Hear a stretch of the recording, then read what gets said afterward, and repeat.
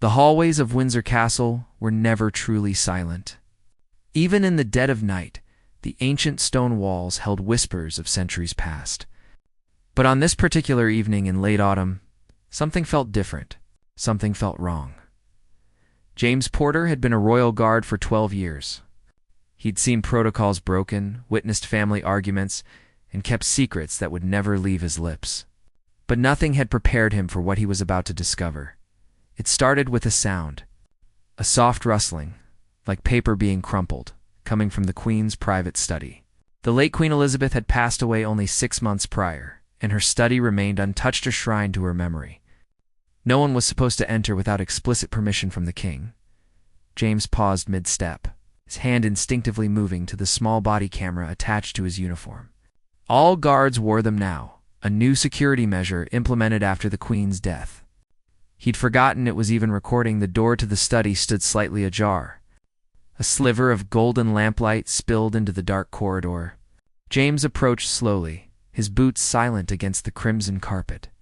Through the gap, he could see movement. Someone was inside. His breath caught in his throat when he recognized who it was. Queen. Consort Camilla stood beside the late Queen's mahogany desk, her hands full of yellowed envelopes.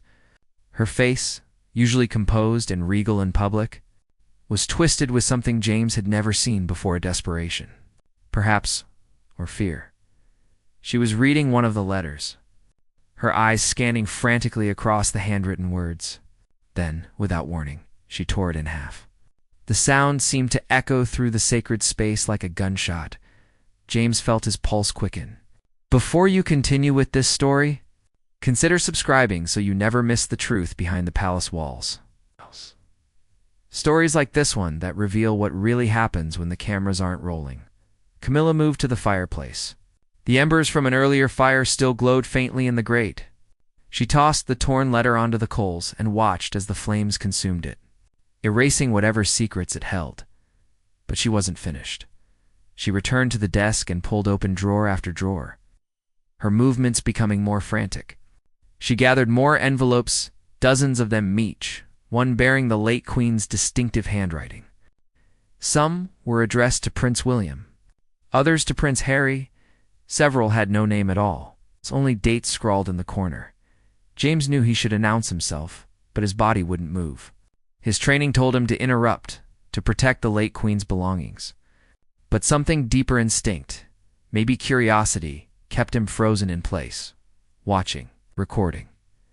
Camilla's hands were shaking now as she held a particularly thick envelope. She opened it carefully, as if the contents might burn her fingers. As she read, her face went pale. She pressed one hand against the desk to steady herself. Now she whispered to the empty room, "This cannot exist." She looked around suddenly, as if sensing she wasn't alone. James pulled back from the doorway, pressing himself against the wall, holding his breath. His heart hammered so loudly he was certain she could hear it. After a moment that felt like an eternity, Camilla returned to the fireplace. One by one, she began feeding the letters to the flames. Each one curled and blackened and disappeared into ashdot. What was in those letters? What secrets had the late Queen kept that were so dangerous they needed to be destroyed? James watched until the last envelope was nothing but smoke, and his camera captured everything. The next morning arrived with deceptive normality. Sunlight filtered through the castle windows, guards changed shifts, and staff moved through their routines as they had for decades. But James Porter couldn't shake the weight of what he'd witnessed. He sat in the guards' common room, staring at his untouched tea. His body camera sat in its charging dock across the room, holding evidence that could shake the foundations of the monarchy. Every instinct told him to review the footage, to see clearly what he'd only glimpsed in shadows and firelight. But who could he trust with something like this?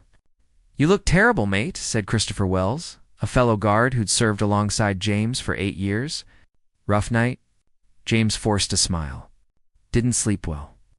Christopher studied him for a moment too long, then nodded and moved on. James exhaled slowly. He was a terrible liar, always had been. If he didn't do something with this information soon, his face would give him away. He thought about the letters, dozens of them, maybe hundreds, all reduced to ash in a matter of minutes. The late queen had been meticulous about her correspondence. She'd written to world leaders, family members, and trusted advisors. Those letters were historical documents, pieces of her legacy. Why would Camilla destroy them? The answer that kept circling through James's mind was the one he didn't want to believe, because they contained something damaging. Something about Camilla herself, perhaps, or about the king, or about the future of the crown. By midday, James had made his decision. He retrieved his body camera and locked himself in a storage closet with his personal laptop. His hands trembled as he connected the device and opened the video. It's a file from the previous night. The footage was grainy, but clear enough. The timestamp showed 11:47 p.m. There was Camilla entering the frame, moving to the desk. The camera had captured it all, the frantic searching, the reading, the destruction. James paused the video on a frame where Camilla held one of the letters close to her face. He zoomed in, trying to read the words on the page, but the angle and resolution made it impossible. Still, her expression told him everything he needed to know. Whatever she was reading had shaken her to her core. He heard footsteps approaching the closet. James quickly closed the laptop and disconnected the camera, his heart racing. "Porter, you in there?" It was Captain Morrison, the head of the guard detail. James opened the door, trying to appear casual. "Yes, sir. Just checking some equipment." Morrison's eyes were sharp and assessing. "The Queen Consort has requested additional security for her private quarters. You're assigned to the evening shift tonight, 8 p.m. to 4 a.m. James felt his stomach drop. Of all the guards available, why him? Was it coincidence? Or had Camilla somehow realized she'd been watched? "Understood, sir," James managed to say. Morrison lingered for a moment. "Porter, if you ever see anything unusual during your duties, you report it to me immediately." "Understood?" "Yes, sir. It's not to the press. Not to your mates. To me. The chain of command exists for a reason." After Morrison left, James slumped against the wall. The message was clear. Someone suspected something. But who? And how much did they know? That evening, as James took his post outside Camilla's quarters, every shadow seemed to hide a threat. The castle felt different now, less like a historic monument and more like a prison with secrets buried in every stone. At 9:15 p.m., Camilla emerged from her room dressed in a robe, her face free of makeup. She looked older without it, tired and worried. She glanced at James, but didn't acknowledge him directly. "I'm going to the South Library," she said to another staff member. "I'll return within the hour." James watched her disappear down the corridor. Something told him this night was far from over, and whatever came next would force him to choose between his duty to the crown and his duty to the truth. The question was, which duty mattered more? The South Library was one of Windsor Castle's lesser-known rooms, a small, intimate space filled with rare books and comfortable chairs where royals could retreat from public life. James knew it well. He also knew it was rarely used, especially this late at night. He shouldn't follow her. His post was outside her quarters, and leaving it violated protocol. But his feet moved anyway, carrying him down the dim corridor toward the library. The body camera on his chest recorded every step. He positioned himself near a marble pillar with a clear view through the library's partially open door. Inside, Camilla wasn't alone. A woman James didn't recognize sat across from her, middle-aged, professional-looking, with sharp features and an expensive handbag. They spoke in hushed tones, their heads close together like conspirators. "I destroyed what I could find," Camilla said, her voice tight with stress. "But I can't be certain that was everything." She was so meticulous about her records. The other woman leaned back, her expression unreadable. "If there are more letters? If anyone reads them? ... "I know the consequences," Camilla interrupted. "Believe me, I know. Does Charles know you've done this?" Camilla's silence was answer enough. The other woman stood and paced to the window. "This is bigger than you realize. Those letters could contain information about decisions made decades ago. Information about William's future, about Harry, about you. Which is precisely why they had to be destroyed," Camilla said firmly. "For the good of the monarchy, For stability? Or for your own protection? The question hung in the air like smoke. Camilla's face hardened. You've done well for yourself advising this family, Margaret. Don't forget who signs your checks. So the woman's name was Margaret. James filed that away, along with everything else he was witnessing. Margaret gathered her things. I'm just saying, if this comes out, if anyone discovers what you've done, it won't matter what was in those letters. The act of destroying them will be enough to create a scandal. The press will assume the worst. After Margaret left, Camilla remained in the library for a long time, staring into the empty fireplace. From his hiding spot, James could see the weight of her decisions pressing down on her shoulders. For a moment, he almost felt sorry for her, but then he remembered the letters. The ones addressed to William and Harry, the ones that might have contained their grandmother's final words to them, her private thoughts, her guidance for their futures. All of it turned to ash because Camilla decided they were too dangerous to exist. James returned to his post before anyone noticed his absence. The rest of his shift passed without incident, but his mind raced with possibilities. What should he do with the footage? Who could he trust? By morning, exhaustion had given way to clarity. James knew exactly what he needed to do. He requested a private meeting with Prince William's private secretary under the guise of a security matter. It took 3 days to arrange, during which James barely slept. Every time he closed his eyes, he saw letters burning. The meeting took place in a small office at Kensington Palace. The private secretary, a man named Simon Bartlett, listened without interruption as James explained what he'd witnessed. When James finished, Simon's face was grave. Do you have proof? James placed his laptop on the desk and played the footage. Simon watched in silence, his expression darkening with each passing second. When the video ended, Simon sat back in his chair. This is ... complicated. Those letters were meant for Prince William and Prince Harry, James said. They had a right to see them before they were destroyed.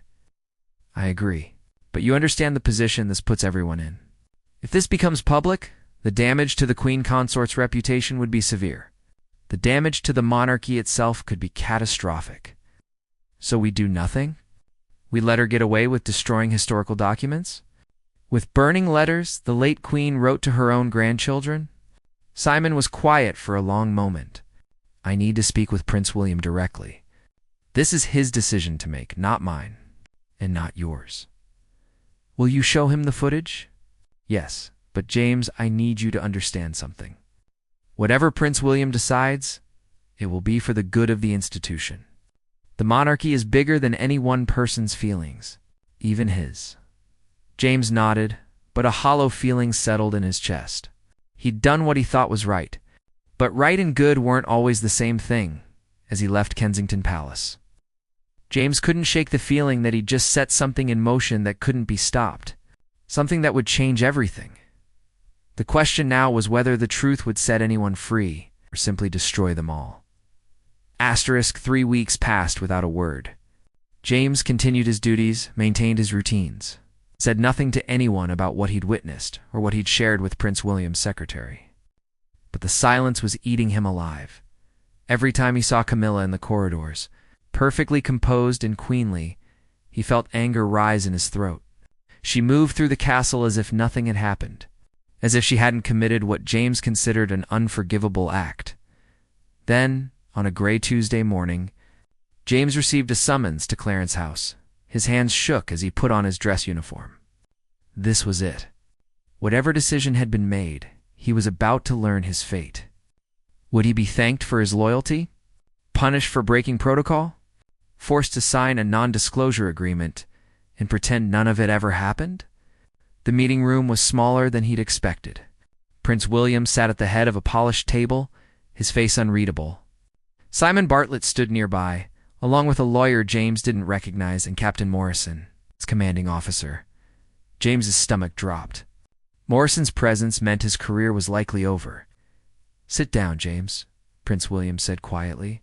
His voice carried none of the warmth James had heard in television interviews.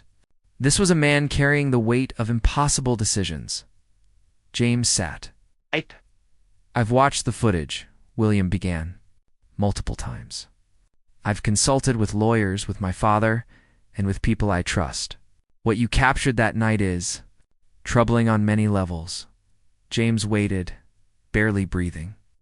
The letters you saw destroyed were private correspondence between my grandmother and various family members. Some were decades old. Some were recent. All of them were part of her legacy, part of our family's history. William paused, his jaw tight. What the Queen Consort did was wrong. There's no other way to say it. Those letters weren't hers to destroy. Whatever her reasoning, whatever she feared they contained, she had no right. Hope flickered in James's chest. Maybe the truth would matter after all. But then William continued, and that hope died. However, making this public would serve no one. My grandmother is gone. The letters are gone. No amount of scandal or investigation can bring them back. All we would accomplish is creating a crisis that would damage the institution she spent her entire life protecting. Your Highness, James said carefully, with respect, Prince Harry should know. The letters addressed to him, my brother has been informed, William interrupted, his tone sharp. I spoke with him myself. This was not an easy conversation, as you might imagine. But we've agreed that dragging this into public view helps no one. James felt something crumble inside him. So that's it? She destroys historical documents, possibly hides damaging information, and faces no consequences. The lawyer cleared his throat. Mr. Porter, you need to understand the broader implications. I understand perfectly, James said, his voice harder than he'd ever used with royalty. I understand that protecting the institution matters more than the truth. I understand that what's convenient matters more than what's right. Morrison stepped forward, his face red. Watch your tone. But William raised a hand, silencing him. No. He has a right to be angry. What I'm asking him to do isn't fair. William looked directly at James, and for the first time, James saw the young man beneath the title. He saw someone exhausted by duty, trapped by responsibility, forced to make impossible choices every single day. My grandmother wrote those letters because she believed family matters should stay private. She never intended for the world to read them. Maybe, in some twisted way, Camilla thought she was honoring that wish. Or maybe she was protecting herself. I'll probably never know for certain. William stood and walked to the window, looking out at the London streets. But I do know this. If we expose what happened, the press will tear my family apart. They'll speculate endlessly about what was in those letters. They'll turn my grandmother's memory into a scandal. And for what? Justice? Revenge? What does justice even look like here? James had no answer. You did the right thing bringing this to Simon, William continued. You were loyal to my grandmother's memory. But now I'm asking you to be loyal one more time. To keep this quiet. To let this stay buried, and if I refuse... The room went very quiet. Morrison looked ready to explode. The lawyer reached for a folder, probably filled with non-disclosure, agreements, and legal threats.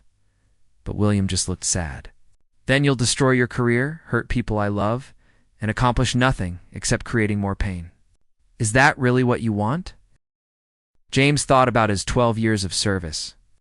He thought about the late Queen, who'd always treated the guards with kindness and respect. He thought about the monarchy's centuries of history, the good and the bad, the sacrifices and the scandals.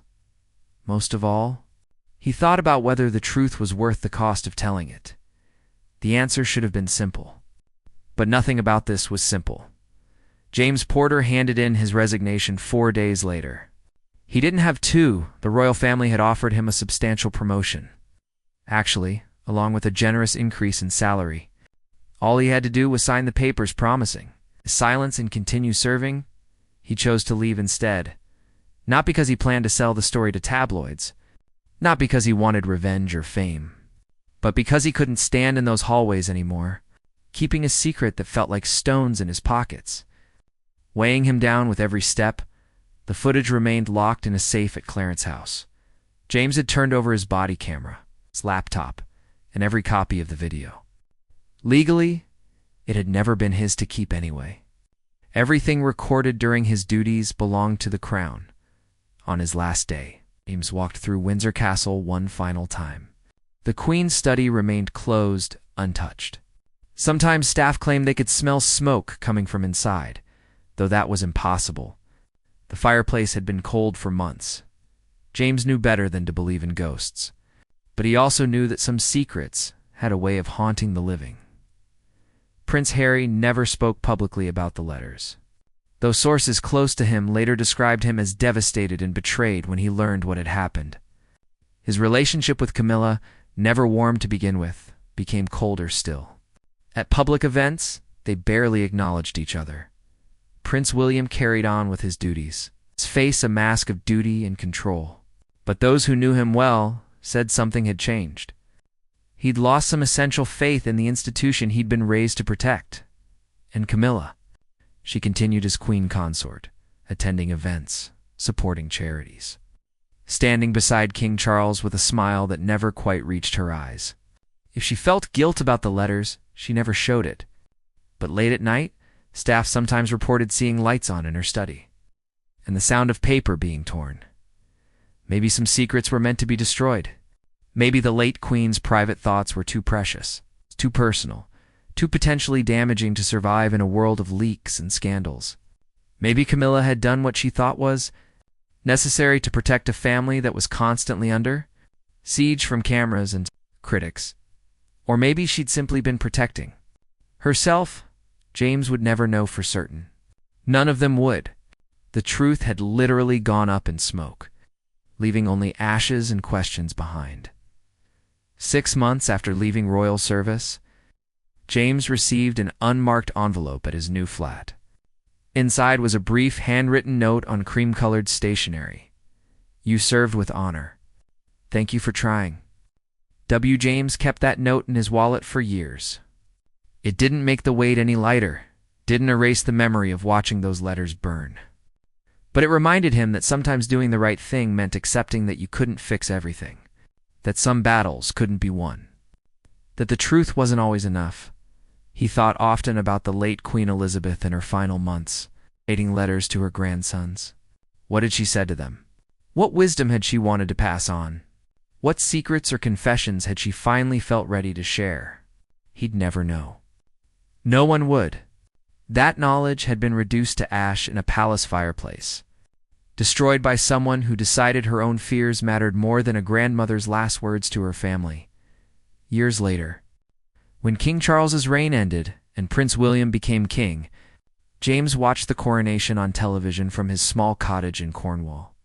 He wondered if William ever thought about those lost letters, if he imagined what his grandmother might have written to him about the crown, about duty, about the impossible burden of being born royal. The ceremony was beautiful, full of ancient ritual and modern pageantry. Camilla sat in the front row, older now, her face carefully neutral. She'd survived the scandal that never was. She'd won, in the end. But James knew what the cameras couldn't show. He knew about the guard who'd watched her destroy history. He knew about the princes who'd been robbed of their grandmother's final words. He knew about the secrets that would stay buried forever, known only to a handful of people who'd agreed to carry them in silence. Some truths were too dangerous to tell. Some secrets were too important to keep. And sometimes, the only thing left to do was walk away and let history decide who was right. The story ended not with justice or resolution, but with the quiet acceptance that some wrongs couldn't be made right, that sometimes the most powerful institutions in the world protected themselves by ensuring that certain stories never saw light. James. Porter had captured everything on camera that night, but in the end, it hadn't mattered. The evidence existed, but the truth remained buried, just like those letters. Just like so many royal secrets before them, the monarchy would survive. It always did. But the cost of that survival was measured in silenced voices, destroyed letters, and guards who walked away rather than serve an institution that valued its image more than its integrity, and somewhere in the ashes of a palace fireplace, the late queen's words remained unread, unheard, forever lost to the flames.